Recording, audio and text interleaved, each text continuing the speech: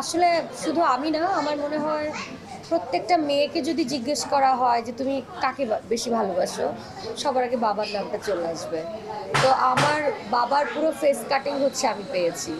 আর শুধু সেটা নয়, আমি আমার বাবাকে এই কারণে ভালোবাসি কারণ আমি ছোটবেলায় তার স্বপ্নই ছিল যে তার মেয়েকে সে শিল্পী বানাবে।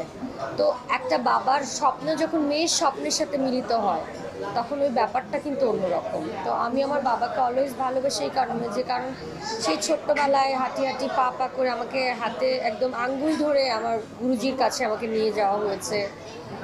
গ্রামে বড় হয়েছি, তারপরেও থাকে না, গ্রামের একটা ব্যাপার থাকে যে মেয়ে মেয়ে বড় হয়ে কি হবে, কারণ আমরা আসলে সেই 90-এর বাচ্চারা।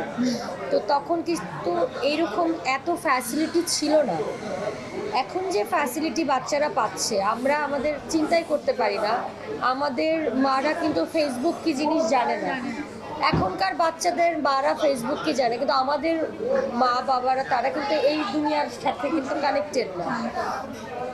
তো আমি মনে করি যে প্রত্যেকটা মেয়ে তার বাবাকে অনেক ভালোবাসে। আর আসলে একটা মেয়ে রাজরানী না হতে পারলেও প্রত্যেকটা বাবার কাছে একটা মেয়ে রাজকন্যা। তো আমি মনে করি প্রত্যেকটা বাবারা ভালো থাকুক, বাবারা ভালো থাকলে আসলে তাদের সন্তানেরা ভালো থাকে। দেশে দেশে সবার সাথে দ্য নিউজ।